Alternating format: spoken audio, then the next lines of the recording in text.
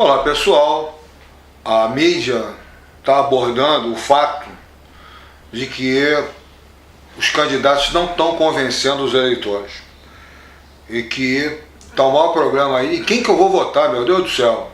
Todos esses candidatos são iguais porque o mar de lama, né, pegou todo mundo. É um absurdo o que acontece aqui no Brasil. Isso agora tem malas de dinheiro, malas de dólar, malas do pastor, ou seja, uma roubalheira espetacular. E como é que nós vamos acreditar que vamos ter mudanças se essas campanhas são bancadas pelas mesmas empresas que estão envoltas nesses escândalos e que obviamente querem o retorno do capital investido? E para piorar, a situação do legislativo é muito clara.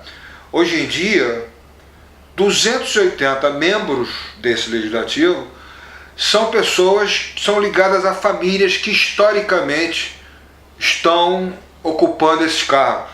Ou seja, é aquela história do Maranhão, aquela história da Bahia, né, dos estados do Nordeste, onde aquela região é como se fosse uma capitania hereditária.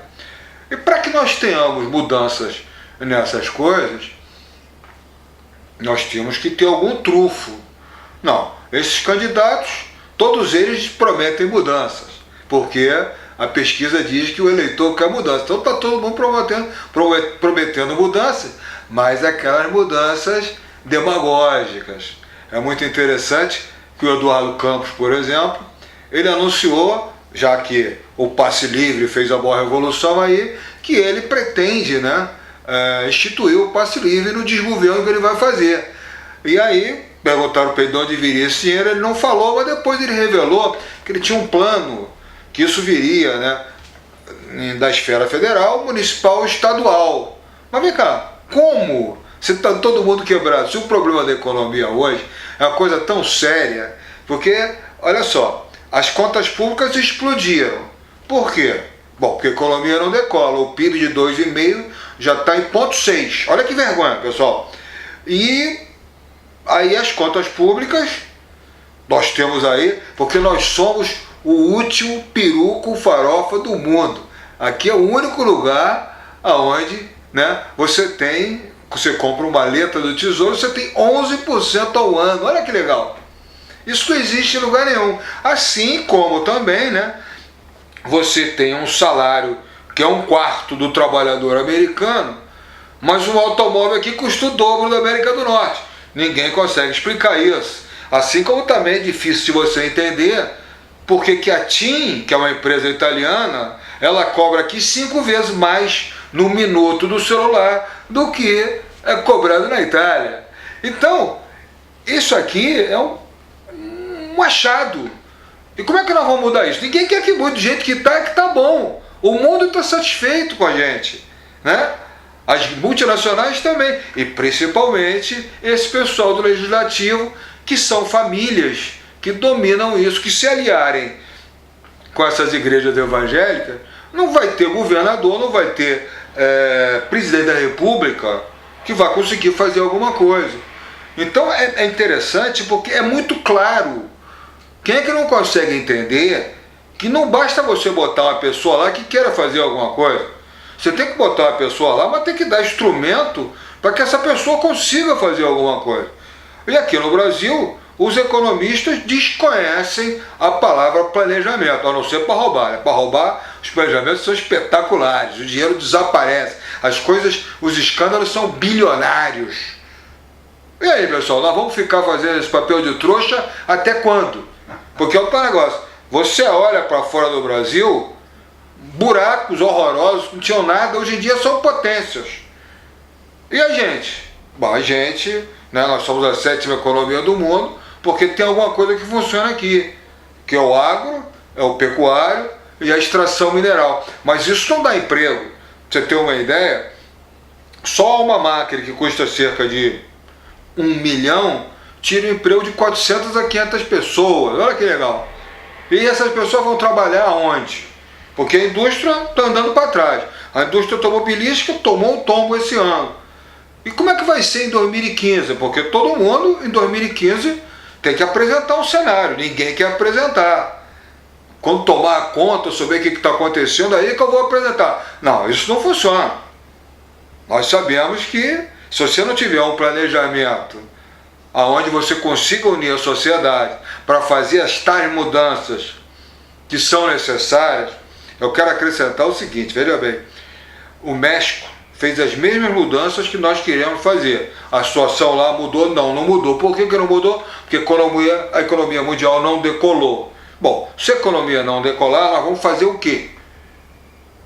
Agora, se a gente tem um planejamento esse que tem uma âncora, se essa âncora for a nossa vocação natural, é lógico que vai seguir o mesmo caminho do agro, do pastoreio e da extração mineral. Inclusive, pode até melhorar esse serviço.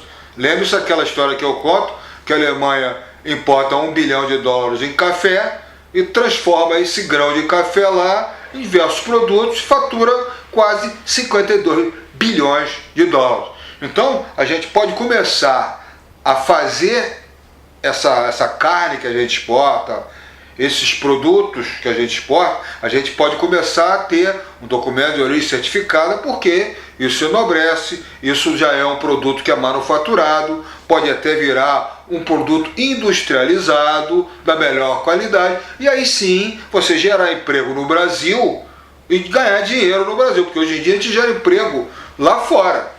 É impressionante essa coisa. Então aqui a nossa economia, além de não estar funcionando, esses candidatos não têm uma perspectiva de fazerem ela funcionar. Até porque esses economistas, do jeito que está, é que está bom, porque esse dinheiro circula. Aqui nós temos uma das maiores concentrações de renda do mundo. Quando acabar esse negócio aí do agropecuário e tal, como é que vai ser? Nós vamos ficar numa miséria de dar desgosto. Então, isso que eu estou falando, todo mundo já entendeu. Candidato, pô, os candidatos ficam um acusando o outro. Mas como é que você faz o aeroporto aqui? Não, mas você fez o aeroporto também, mas foi em Cuba, não, pelo menos eu fiz no Brasil. Isso é uma brincadeira, pessoal. Isso aí não funciona. Isso aí só vai ser resolvido se nós nos unirmos. Se nós entrarmos com... Porque foi isso que aconteceu em outros lugares do mundo que tinham problemas iguais ou piores do que os nossos. Eu sempre repito isso porque a verdade é essa. Eles fizeram lá um projeto onde não era uma pessoa que ia ganhar, era um negócio onde todo mundo ia ganhar. Então a gente tem que fazer um projeto nacional que seja transparente, que você coloque em cima da mesa, que as pessoas estudem, analisem, concordem e venham a participar ativamente, remando todo mundo para um lado, dentro do tal do pacto social. Por quê? Porque assim você consegue uma transformação já no curtíssimo prazo. E a mola mestra para isso é o turismo. Por quê? Porque essas atitudes que nós vamos ter que tomar, né, em 2015, porque veja bem, até essa reserva que a gente tem aí de 380 bilhões, ela já está meio comprometida, porque a gente estava aí com 22% comprometido com o dinheiro que a gente tem que pagar para fora, e hoje em dia, com essa brincadeira do Banco Central de tentar manter o dólar num patamar, nós já estamos com 58% dessa verba comprometida. Então, inflação, a economia que sentou, para a economia levantar, você tem que ter um planejamento, as pessoas têm que acreditar, sem isso nada vai continuar, porque você vai entrar com a austeridade, vai aumentar o desemprego, a arrecadação vai diminuir, mas quando a arrecadação diminui, essas bolsas todas aumentam. Então são contas que não fecham. Então, a partir da hora que a gente sabe que isso aí está implícito, está na cara de todo mundo, são fatos. Então, fatos a gente não pode negar. Então, a gente tem que fazer alguma coisa para exatamente desenvolver a economia. Chega de voos de galinha. Se a gente desenvolver uma indústria como a do turismo, que, por exemplo, se você fizer um aeroporto numa região erma, onde você tem um potencial turismo fantástico, você vai fazer aquele aeroporto, mas ao mesmo tempo, com o turismo que vai entrar ali, você vai pagar as contas todas. E é muito interessante, porque tem lugares onde o cara fala, pô, mas aqui não dá para fazer turismo. Vamos usar, por exemplo, Ribeirão Preto. é uma região sucroalcooleira. Até tem um turismo lá, mas o potencial deles, de 2008 para 2009, eles produziram 9,5 bilhões de dólares com cana-de-açúcar. E 2013, 2014, 4,2. Lá você, no Brasil todo, nessa indústria, você teve um desemprego da ordem de 400 mil empregos. Olha só que interessante.